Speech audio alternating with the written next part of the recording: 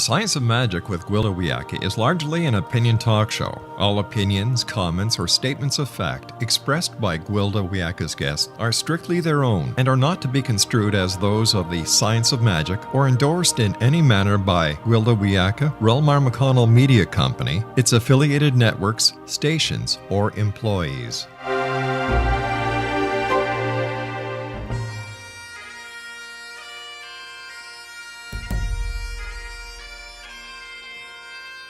Welcome to the Science of Magic with Gwilda Wiyaka, a program dedicated to uncovering the unified nature of reality and humanity's ever-evolving place as truly galactic beings.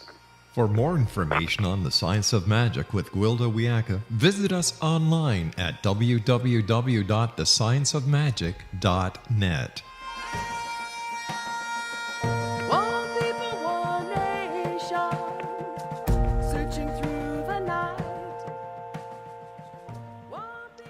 Welcome to the Science of Magic, a place where science and magic come together to transform fact into evolving truth. We're coming to you through the X-Zone Broadcast Network, xzbn.net. We can also be found on www.thescienceofmagic.net. I'm your host, Gwilda Wiyaka. This hour we'll be exploring the tracks of our lives. Most people give hands little thought. They're useful servants, one at the end of each arm, and are pretty much taken for granted. Beyond the occasional glance to see if someone's wearing a wedding band or making sure we shake the right rather than the left upon introduction, many people give others' hands very little notice either. Others, like myself, are fascinated by hands, both with our own and those of others.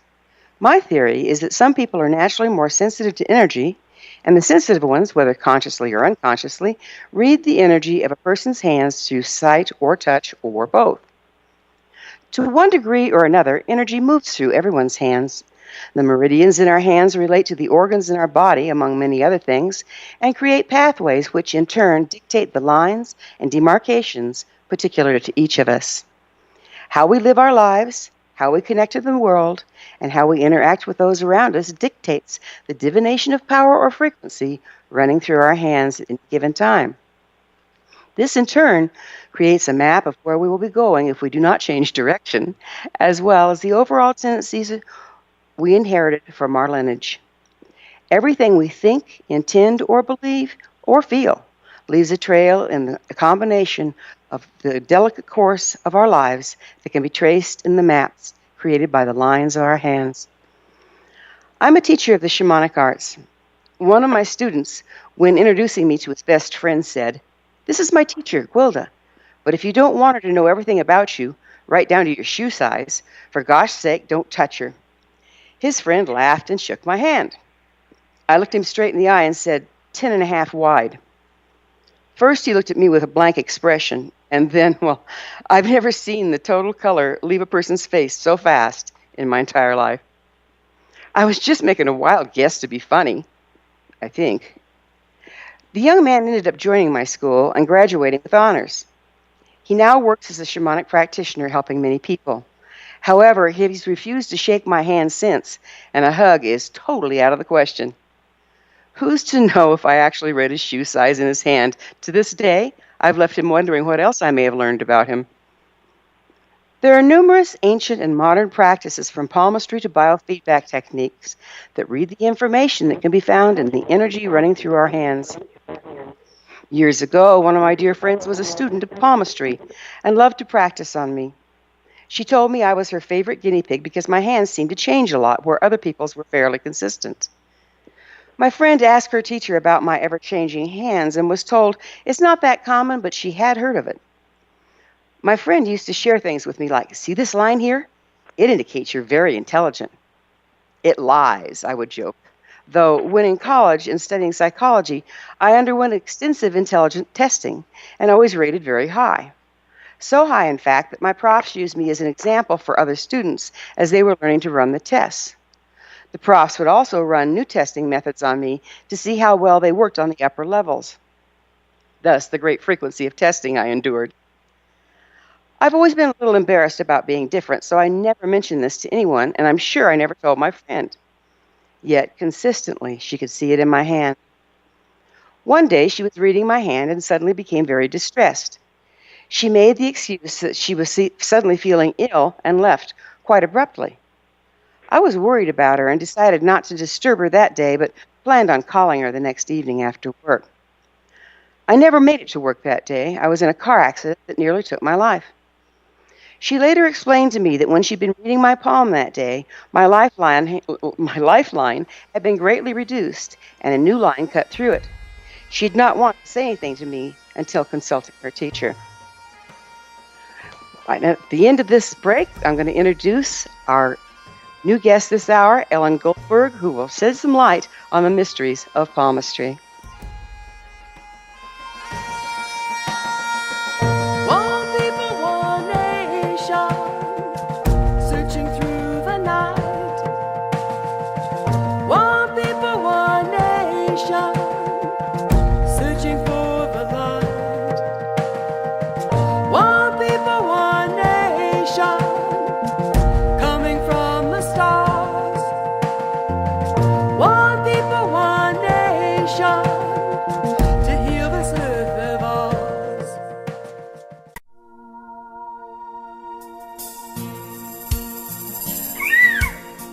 This is Gwilda Wiyaka, host of The Science of Magic. Each week I explore topics of shamanism, healing, magic, and so much more. The Science of Magic is heard Saturdays and Sundays at 4 p.m. Pacific, 7 Eastern on the Mutual Broadcast Network.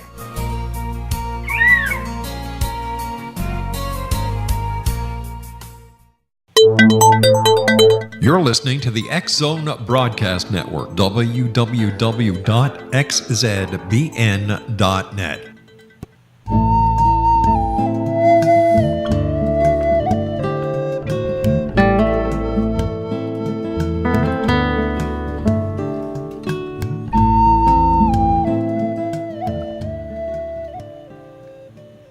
Welcome back. This is The Science of Magic, dedicated to unification and evolution of consciousness. I'm your host, Gwilda Wiyaka. Our guest this hour is Ellen GOLDBERG, an internationally known teacher of tarot and palmistry and the author of The Art and Science of Hand Reading. Ellen is an internationally known teacher of tarot and palmistry. She's the founder and director of the School of Oracles. Ellen served as both the writer and palmistry illustrator for her book, The Art and Science of Hand Reading. This remarkable work is based on over 40 years of experience in teaching palmistry. She may be contacted at goldberg.ellen@icloud.com. Welcome to the show, Ellen, and thanks for joining us on The Science of Magic. Thank you. I'm delighted to be with you, Gwilda. I'm really happy to have you here because this is not a subject I'm very well educated in. So, in order for us all to start out on the same page here, would you mind explaining to me and our listeners what palmistry actually is? Palmistry is one of the great tools that the mystery of the universe, the Great Spirit, has given to us in order to have a more fulfilling life and to know ourselves better. As everyone who's listening has noticed, planet Earth is not necessarily an easy place. But this life, this journey we make, does not have to be made by ourselves. And life has given us these remarkable aids, especially the hand, which we as spiritual palmists call it God's roadmap, or if you were just a purely scientific palmist, and either would do quite well, we call it a map of the brain. And so the hand is a mirror. Palmistry is a means of self-reflection, understanding yourself, and the ability to take part in our ever-changing destiny. I particularly was impressed when I heard you mention that your hands changed a good deal, Gwilda, and just without even having seen your hands, I could imagine that you have part of the mount of the moon well developed in the lower bottom corner of the hand. Maybe it's even pink down in that corner, because no one loves change as much as the archetype of the moon. And we are made of combinations of the 7 ancient planetary archetypes, and so the hand reflects us back to ourselves. That's pretty amazing. How long has palmistry been around? palmistry, well, there's no way 100% to date it, but considering that we see some of the cave drawings in France from maybe 30,000 years before Christ, signed with hands, that they are an important part of the figures and of the drawings, we understand that people from earliest time in prehistory used the hands as signature, maybe understanding that they were unique to themselves, or perhaps they were used as magical talismans in the drawings as well. We know that in Greek and Roman times, Aristotle wrote on palmistry, that great leaders, he wrote a book for his student Alexander the Great. We see that the Chinese and from India, people used it from at least 2,000 or 3,000 years before Christ, and that the Chinese had an identification system based on fingerprints 1,000 years before we did in the West. So it's been part of us always. So it's pretty hard to tell where it originated, it sounds like. It really is very difficult. If I were to, first of all, you know the idea of the collective unconscious, that we all have a personal unconscious, plus there is the great collective unconscious at a deeper level by which we are all united. And how great ideas whose time has come can pop up in the minds of people all around the world simultaneously. For instance, in the late 1800s, 3 different surgeons in 3 parts of the world all discovered open heart surgery. The time was right. I think it is something like this for palmistry, something that is universal, can have its genesis in more than one place, because here in the West we derive a great deal from Arabic palmistry that the Crusaders brought back to Europe after visiting the Holy Lands. We know that in India there are injunctions in some of the oldest scriptures in the world, in the Vedas, we're talking 1,000 years BC, where they say to the monks, oh, it is not right to read palms for money if you are a monk. Just by that, we know it was already a profession 1,000 years BC, that people were reading palms for money. That's pretty impressive. Course, how do you explain it as a science?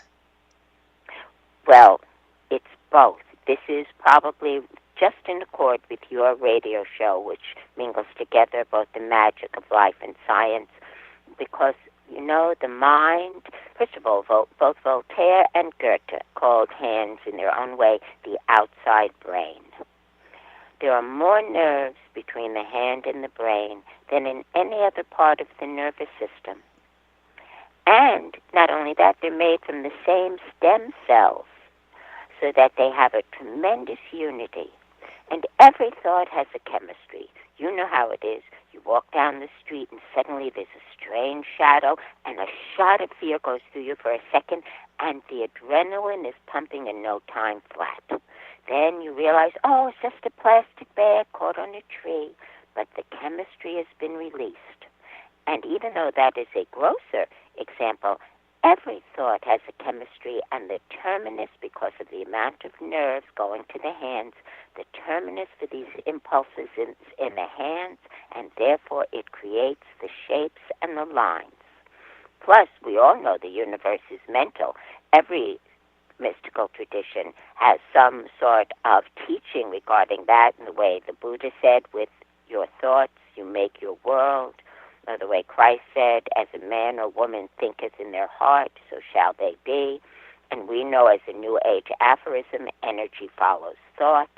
So therefore, it is the mind which is considered to be the doer and mover of all things. It is the mind that writes the lines and the shapes. Change your mind, as you must have done many times, and you change your hand.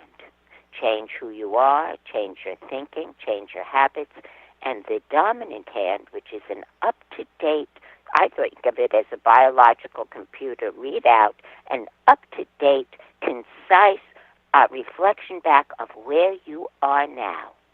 The recessive hand hardly changes at all. maybe a little bit, maybe slowly over time. So we consider that to show us the qualities given at birth. But the dominant hand can change quick as a wink, and it changes every time you change. That's kind of goes into my next question, which is how does one hand differ from the other? So does the dominant hand and the recessive hand, is that dependent on whether you're left-handed or right-handed? Completely so. If you are left-handed, then it's the left that you would read for now and into the future. And if you're right-handed, you would read that for now and into the future as of now. Remember, there's always a fate at any given moment, but that fate is fluid. It is not carved in stone. The recessive hand shows the qualities given at birth.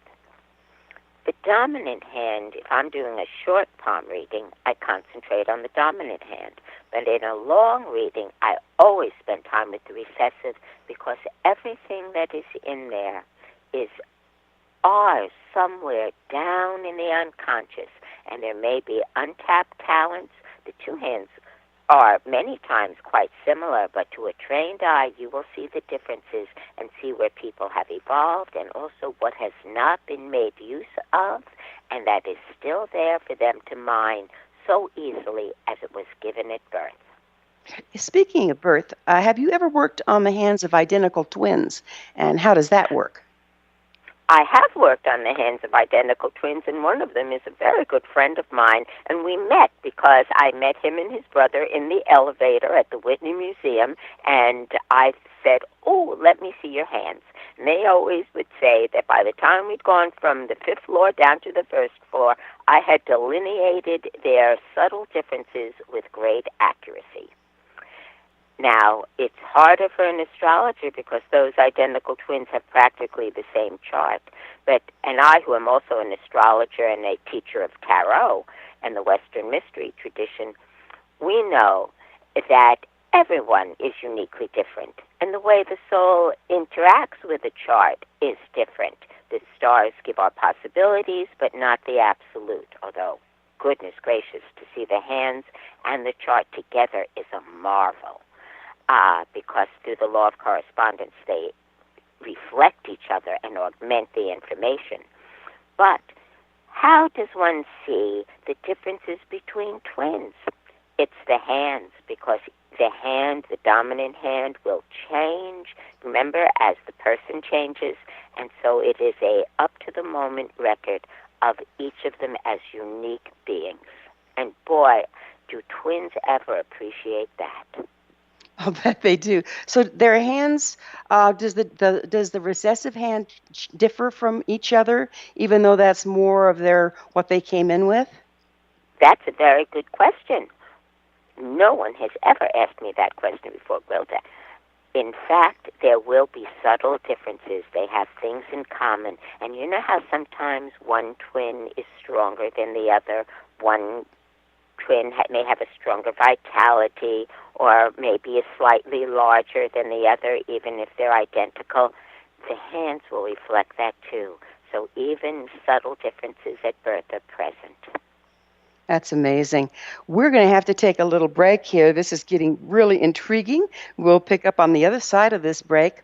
We'll return to our discussion after this short break, and you're listening to The Science of Magic. I'm your host, Gwilda Wiyaka. Do you want to hear more? Other innovative episodes can always be found on our website, www.thescienceofmagic.net.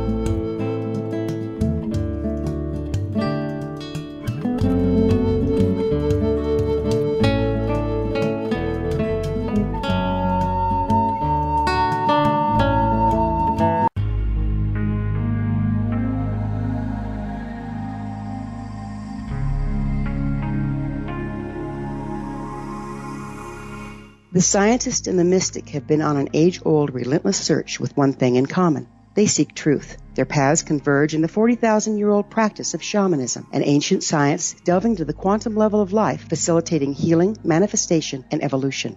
I'm Gwilda Wiyaka, the founder and director of Path Home Shamanic Arts School, a unique Colorado State certified occupational school training shamanic practitioners and teachers. We also provide classes for empowering personal lives through shamanism. Our certification classes are in week-long segments enabling international participation, and online classes and long-distance shamanic healing sessions are available. Come discover the science of magic in the limitless world of shamanism. www.findyourpathhome.com.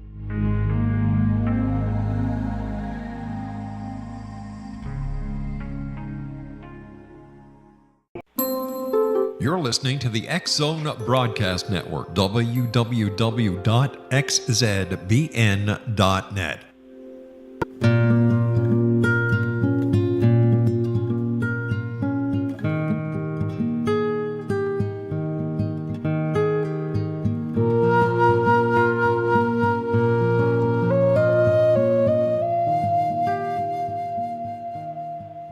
Welcome back. This is the Science of Magic, a place where magic and science come together to promote enlightenment.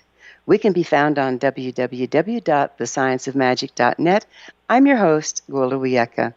Our guest this hour is Ellen Goldberg, an internationally known teacher of tarot and palmistry and the author of The Art of Science of Hand Reading. Her contact information is goldberg.ellen@icloud.com. Welcome back, Ellen. Thank you, Gwilda. Hey, we were just starting to have fun with identical twins and the differences in their hand as in regards to palmistry. And I found it really interesting how you brought up the point that identical twins having such close birthdays, their hands are more telling than their astrological chart. Now, this is kind of off, but have perchance you ever had the experience of working with mirror twins? What are mirror twins? I do not know that term. Oh, they're not that common, and that's why I thought it was going to be an off chance. What mirror twins are is identical twins, except they're the mirror image of each other. So the dominant hand on one would be the recessive hand on the other.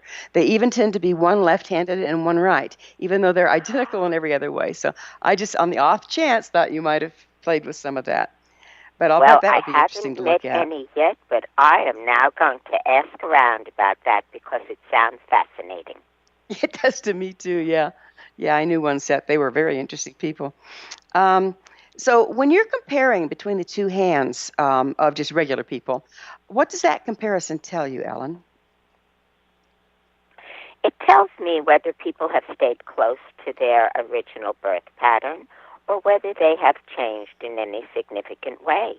Some people have overcome enormous difficulties and challenges, and you can see that in the current hand. Other people have untapped resources and talents, and it is such a pleasure to tell people about those things because here would be an area of something where the mind would just take to it.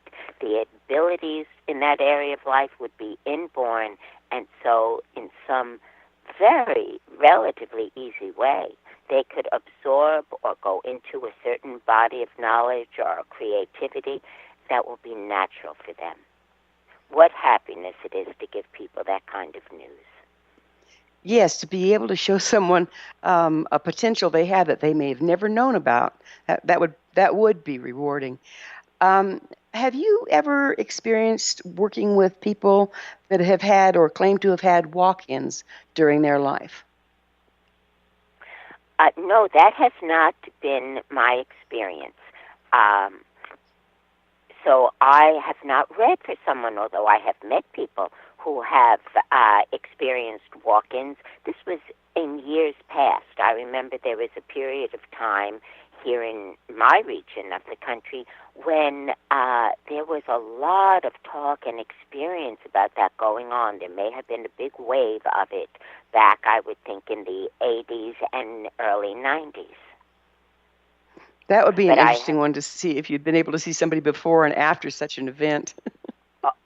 I totally can. I have read for people who have experienced contact, either been taken up to another realm or feel as though they experienced, an interior contact from another realm. And many of those people have the psychic part of the hand well developed, and it may be that they are extra sensitive and so open to receiving these vibrations.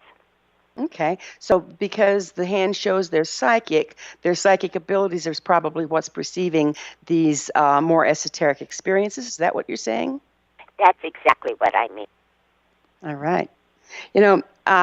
I love it when they used to in the hospital when a baby was first born, they'd put prints on their little hands and feet and put their footprints and handprints on their little birth certificate. So we're born with lines on our hands and feet. What dictates those patterns? Well, although I cannot speak so much for the feet, although there certainly are in India feet readers who read the lines and symbols on the feet, but I have not gone there.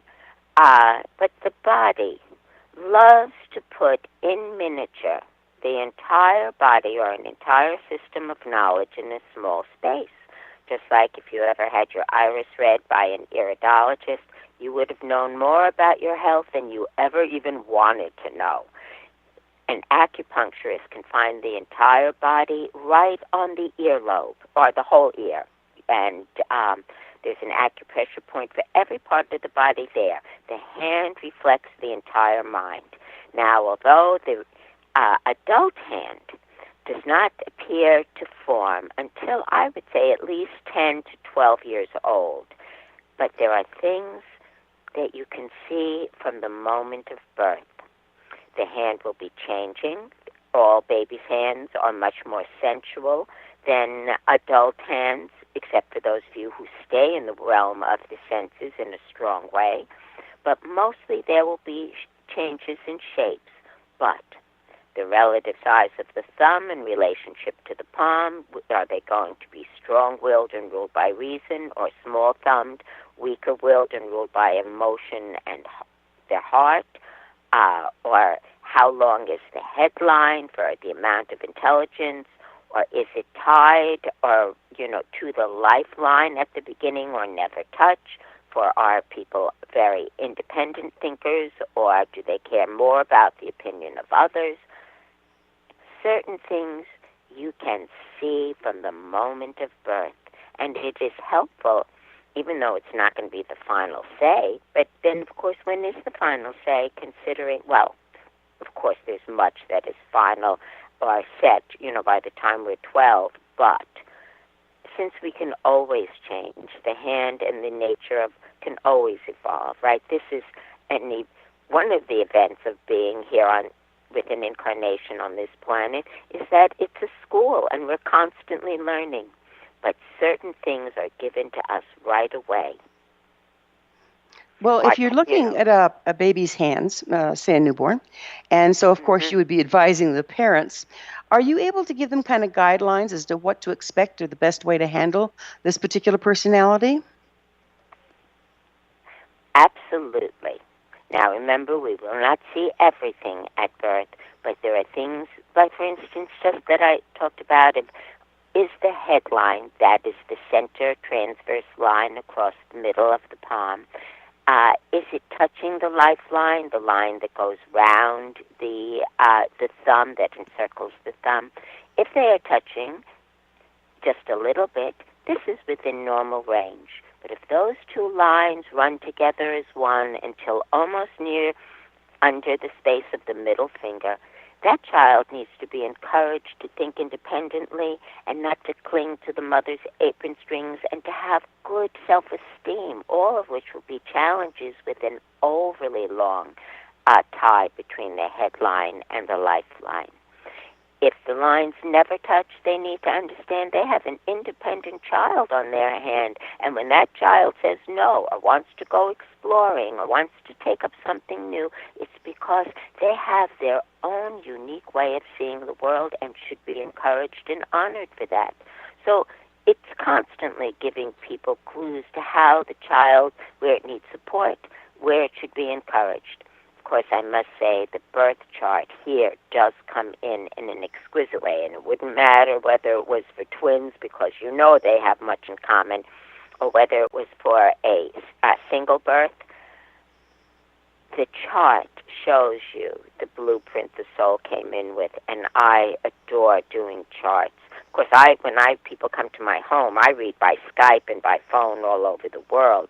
But if people are in range of New York City, then for me to sit with their birth chart in my lap while I look at their hands is my delight, because there is that law of correspondence here in the universe, and everything is telling not contradictory stories, but similar stories. And then you see the uniformity of the consciousness of the universe, and it has gone for each one of us. I really want to go further on this one too.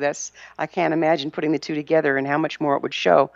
We are going to have to take another break here. We will be back on the flip side of this short break. You are listening to The Science of Magic, the place where artistic professionals of science and the esoteric create common ground for the betterment of our world.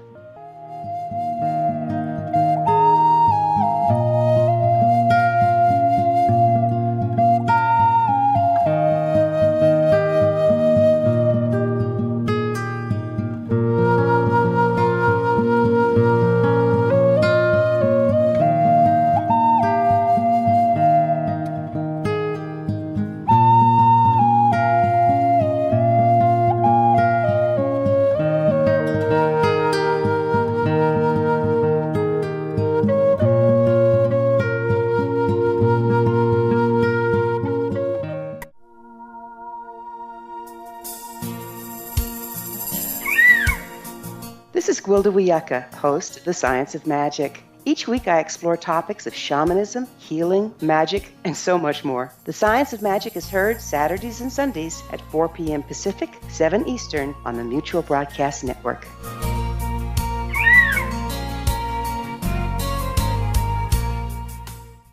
You're listening to the X Zone Broadcast Network, www.xzbn.net.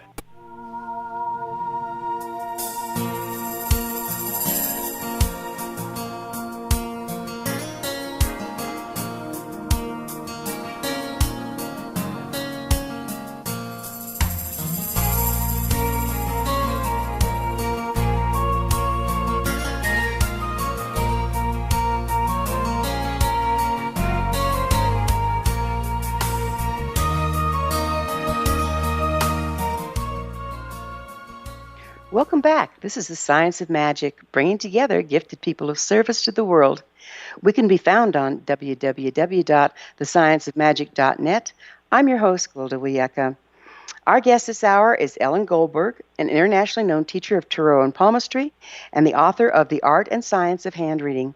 Her contact information, goldberg.ellen@icloud.com. Ellen, welcome back for our final segment here. Thank you. Yeah, we were talking about how you can put together a person's astrological chart as well as read their palms and come up with a much more complete picture of where they are, what they're doing, where they're going, what their options are. How much of this is preordained, and how much of it are just the currents that we have a choice to ride as we may? That's a great question, Gwilda. It's really both. There are things given to us at birth that will be our challenges. Some say the soul chooses the family.